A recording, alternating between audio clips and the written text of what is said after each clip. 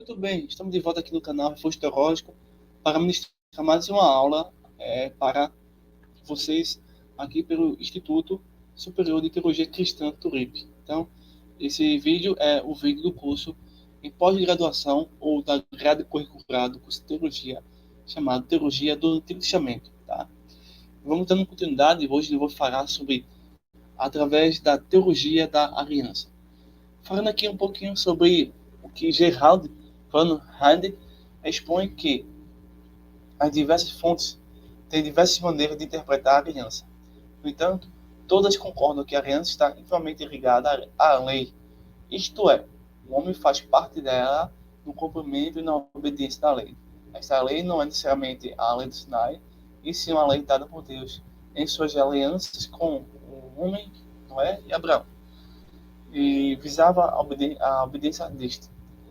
Nesse capítulo, vamos tratar da divisão da história do período da salvação, ou da aliança, no Pentateuco, Exateuco. Os pontos positivos são as explicações do autor quanto à forma e a maneira que, na antiguidade, uma aliança era feita.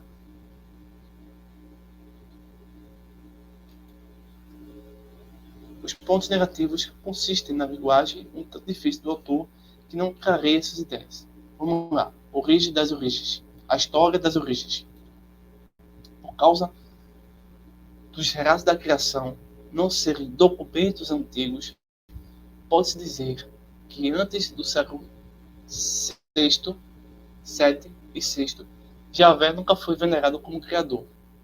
Parece que o Israel antigo não continha nada a respeito dessa teologia, até que ela encontrou um paralelo com a história de salvação.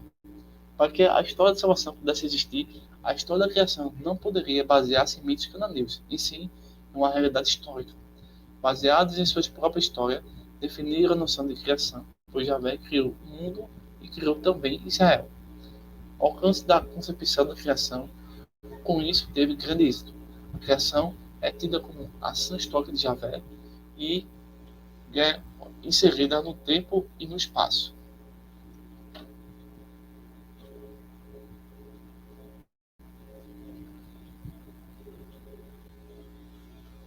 Então, os hinos prestam grande auxílio teológico, pois são declarações do Antigo Testamento sobre a criação do mundo e do homem. Entretanto, sobre a criação detalhada, existem apenas duas fontes que fazem declarações específicas de cada caráter histórico sobre a criação.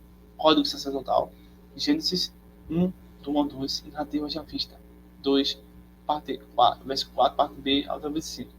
Em muitos aspectos, essa narrativa são diferentes. Entretanto, ambos afirmam que o homem e mulher, como ponto de máxima criação.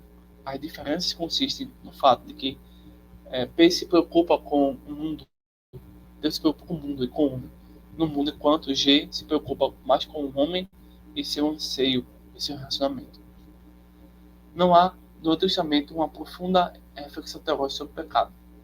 Existem apenas os chamados pecados ocasionais. Entretanto, o Heidegger analisa as velhas narrativas do pecado sobre os ângulos teológicos e antropológicos, e o que parte da história da cultura. A história das nações parte da era do pós-dilúvio, com os descendentes dos três filhos de Noé. Se, por um lado, esse fator contribuía para a união dos povos em eventos de Babel, traz uma imagem totalmente negativa de separação. Depois de Babel, o abismo entre Deus e os homens aumenta ainda mais com a dispersão e a confusão das línguas. Podemos ver que, depois da queda do homem no jardim, segue-se uma evolução dos pecados e juízos. No entanto, o homem sempre é preservado, denotando assim a graça de Deus. Ponto A. Ponto positivo. A forma com que Israel lê a criação resulta numa união com a salvação. A questão das origens também se torna relevante, visto que, para Israel, a criação se tornou história. Ponto negativo. As diversas fontes que, por vezes, confundem-se com a linguagem do autor, também a questão do pecado ficou um tanto sem base. Então, nessa leitura aqui, pessoal, a preocupação reside em que existem pessoas afirmando que antes do século VI e VII, Javé nunca foi cultuado como Deus, né? Então, é uma visão, né, equivocada. Nós também temos aqui algumas escolas que vai afirmar ou desafirmar ou aproximar mais o fato ou a desconstrução do fato. Tá?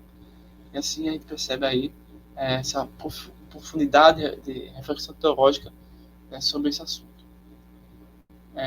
Vimos aqui o ponto positivo, o ponto negativo, e agora história patriarcal. O que seria isso? Então, Deus que atua em todas as circunstâncias da história patriarcal é Javé. No entanto, o nome Javé ainda é desconhecido nesta época. Javé se faz conhecido pelo nome a partir de Moisés. Depois disso, Israel se apropria dos fatos passados a reconhecer neles a mão do seu Deus Javé. Também, sim, apropria das promessas conforme J e E, que contém o duplo conteúdo, a garantia da posse da terra prometida e a promessa de uma posteridade inumerável. A primeira promessa era esperar o curto prazo. O Sinai foi garantido a posse definitiva da terra de Canaã, que é a bênção exclusiva do povo de Israel, pois por trás da história e das promessas dos patriarcas, Javé foi trazendo vida ao povo. Então a fé dos patriarcas demonstrada na narrativa tinha um significado interessante com o povo. Fé era afirmar-se em Javé.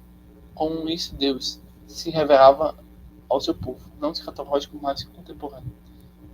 Pontos positivos. Então, o povo era guiado por uma fé simples, baseada nas promessas feitas aos patriarcas. Essa questão de fé era muito interessante, importante, necessária, principalmente o seu significado. Agora, falando agora um pouquinho sobre saída do Egito. Então, o fato de Javé induzir seu povo para fora do Egito se torna um verdadeiro confissão de fé para a história desse povo. Israel viu nessa saída a garantia para o seu futuro como povo. Nos períodos da tribulação, reporta-se a esses acontecimentos para amenizarem a dificuldade de sua criação. A libertação do Egito e os milagres que se seguiram são a verdadeira amostra da glória de Javé. Essa confissão desse fato inclui a dimensão de toda espécie ao fornecer comida da criação. Entretanto, o povo ainda não tinha uma noção mais apurada de eleição. Isso só acontece no Deuteronômio canônico.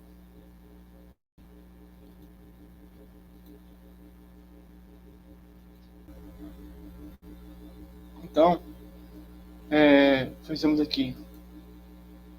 Como já mencionamos, Javé só se deu a conhecer na época de Moisés. É um problema, pessoal, que eu já falei com vocês aqui um pouquinho, vou retornar a fazer, da crítica textual e da baixa crítica, da alta crítica, tá? Então, nesse contexto, você vê que Javé tem uma comunicação a fazer, não a respeito de si mesmo, mas de seu propósito para Israel. A revelação do nome de Javé também traz junto um pouco de sua personalidade. Então, Deus compassivo, clemente, longânimo e misericordioso, fiel, zeloso. Portanto, houve uma época em que o nome de Javé poderia ser interpretado no sentido ou no outro. Antigamente também o nome tinha uma íntima ligação com seu portador. Era a crença determinante a relação do portador com seu nome e seus deuses. Quanto ao nome de Javé, este deveria ser respeitado e santificado. Não poderia usar-se esse nome abusivamente. Somente em ritos culturais fazer-se menção dele. Isso implicava que o reconheceu o caráter único e exclusivo do culto de Javé. Então, o nome de Javé não aceita secretismo religioso.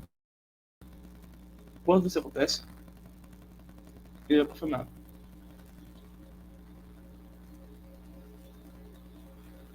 Bem, ponto positivo. A questão do nome Javé é tratada esplendidamente por Von Hand nesse. O fato do ocultamento desse nome e da proibição do seu rosto o preservou de muitas interpretações errôneas. A revelação do Deus no Sinai. Vejamos o seguinte aqui. Von Hand trata as revelações de Deus dadas no Monte Sinai. Para tanto, trabalha com os significados dos mandamentos, rompendo com o decálogo Essa tradição sinaítica de Carlos pode ser localizada nas tradições de Gades. Por isso, o que Von Halen defende é que o Decálogo chegou até nós com uma série de modificações que se adaptaram e aprimoraram-se, visando a compreensão da vontade de Yahvé por Israel. Em alguns manuscritos mais antigos, o primeiro mandamento e a questão de imagens não ocorria. A antiga escola crítica considerava dispensável falar a seu respeito, pois estava persuadida de que o culto de Yahvé, pelo menos nos tempos antigos, utilizava imagens. O Hetzel prende bastante esse capítulo da pesquisa histórica. Após esse capítulo, Von Heide trata do Deuteronômio, que para ele não é a interpretação da vontade de Yahvé, senão para uma época precisa. Do ponto de vista histórico, bastante tardia. A partir disso, segue tratando suas exaltações, bem como suas leis. A doença no exateu era vista como castigo divino pela desobediência. Isso levava o povo a crer que somente em Deus estava a cura da doença. Ele era o médico. Ponto positivo. O decálogo de Von Heide é um conjunto de leis que valoriza a vida. Quando olhamos para o povo de Israel, parece que esta não era a interpretação correta. Até que Jesus fez isso, até que Jesus fez nessas leis os seus milagres. Bem, no próximo estudo, vamos começar aqui, ó, a travessia do deserto, ok? Então, no estudo de hoje, nós vemos novamente o ataque de um grupo liberal, do grupo cético, tá? Contra o cristianismo. Né? Uns fazem, né, toda uma leitura, porém uma conclusão falsa. No próximo vídeo, iremos dar continuidade, falando depois sobre a travessia do deserto, ponto de vista sobre Moisés e o seu ofício. Então, temos muita coisa para começar, tá? Muito conteúdo sobre teologia do Antigo Testamento. Então, aqui vocês já estão percebendo que essas pessoas que duvidam da palavra, mesmo sendo formados. Bom, então, forte abraço, bons estudos e até o próximo vídeo.